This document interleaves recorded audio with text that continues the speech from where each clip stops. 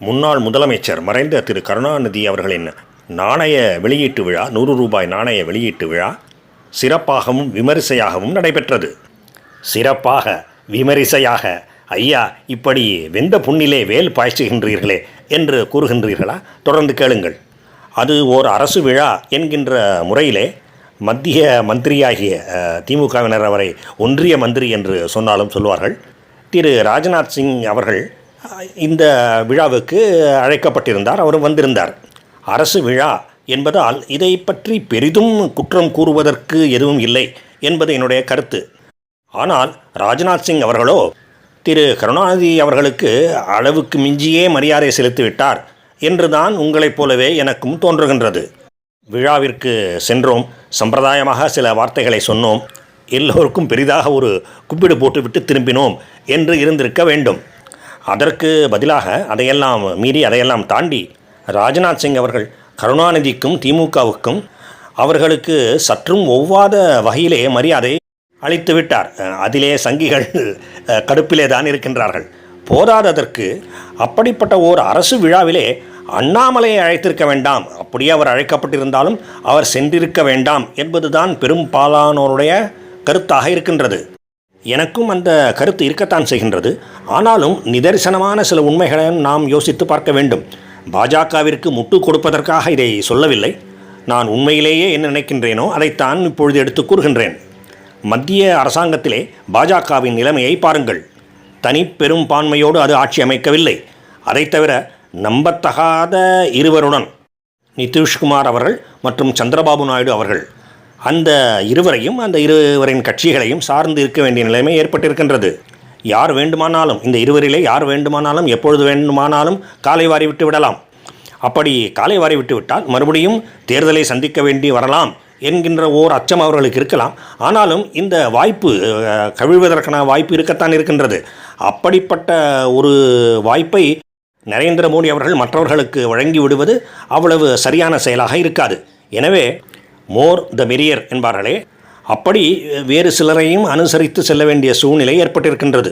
அது திமுகவாகவே இருந்த போதிலும், திமுக ஒரு மோசமான கட்சி, அடிப்படையிலேயே தவறான கட்சி, தீய சக்தி என்பதெல்லாம் நாம் அனைவரும் அறிவோம். ஆனால் வேறு வழி. இந்தியாவின் சட்ட திட்டங்களிலே பல மாறுதல்களை கொண்டு வருவதற்கு உத்தேசித்திருக்கின்றார் நமது பிரதமர். அப்படிப்பட்ட மாற்றங்களையும் சட்ட திருத்தங்களையும் புதிய சட்டங்களையும் நிதிஷ்குமார் ஆதரிப்பாரா தெரியாது, சந்திரபாபு நாயுடு ஆதரிப்பாரா தெரியாது. இருவருமே ஆதரிப்பார்களா அல்லது இருவருமே எதிர்த்து விடுவார்களா? இதெல்லாம் எதுவுமே தெரியாது. அப்படி நாட்டை நல்ல வழியிலே முன்னேற்றி செல்ல முடியவில்லை என்றால் ஒரு பெரிய சுணக்கம் ஏற்பட்டுவிடும். அதனால் திமுக, சிவசேனா, சரத்பவார் அவர்கள் என்று யாருடன் வேண்டுமானாலும் கைகோர்த்து கொள்கின்ற நிலைமையிலே தான் மத்திய பாஜக அரசாங்கம் இருக்கின்றது. இதை நாம் ஏற்றுக்கொண்டே தீர வேண்டும், வேறு வழி இல்லை. கடந்த பாராளுமன்ற தேர்தலிலே உத்தரப்பிரதேச மக்களும் ராஜஸ்தான் மக்களும் தமிழ்நாட்டு மக்களும் இப்படி விபரீதமாக வாக்கு அளித்திருக்காவிட்டால் இப்படிப்பட்ட நிலைமை ஏற்பட்டிருக்காது.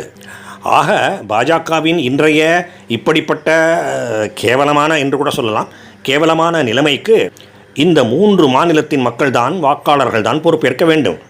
அதனால் அந்த மாநிலங்களின் மக்களை எல்லாம் பார்த்து இதற்குத்தானே ஆசைப்பட்டாய் பாலகுமாரா என்று நாம் கேட்கலாம். வேறு ஒன்றும் செய்ய முடியாது.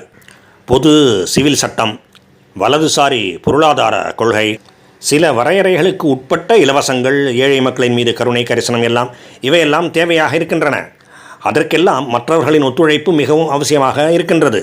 என்ன செய்வது? பாராளுமன்றத்திலே தகுந்த அளவிலே எண்ணிக்கை இல்லையே.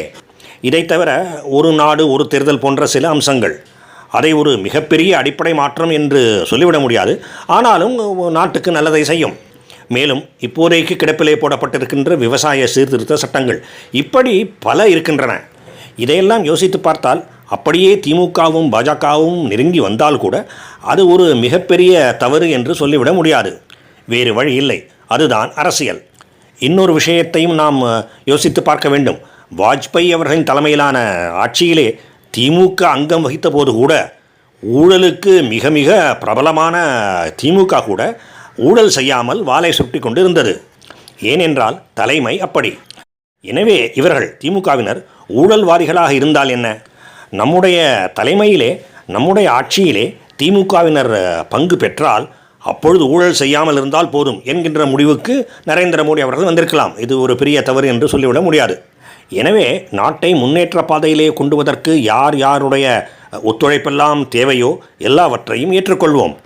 ஊழல் ஒழிப்பை சற்று பின்னாலே பார்த்து கொள்ளலாம் என்கின்ற முடிவுக்கு பாஜக வந்திருக்கக்கூடும்.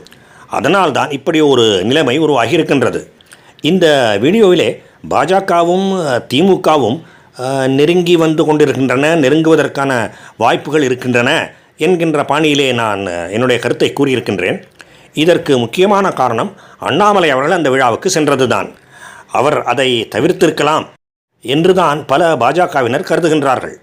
ஏனென்றால் திமுகவுடன் உறவு என்கின்ற ஒரு எண்ணத்தையே அவர்களால் தாங்கிக் கொள்ள முடியவில்லை. இது என்னால் கூட தாங்கிக் கொள்ள முடியவில்லை, அது உண்மைதான்.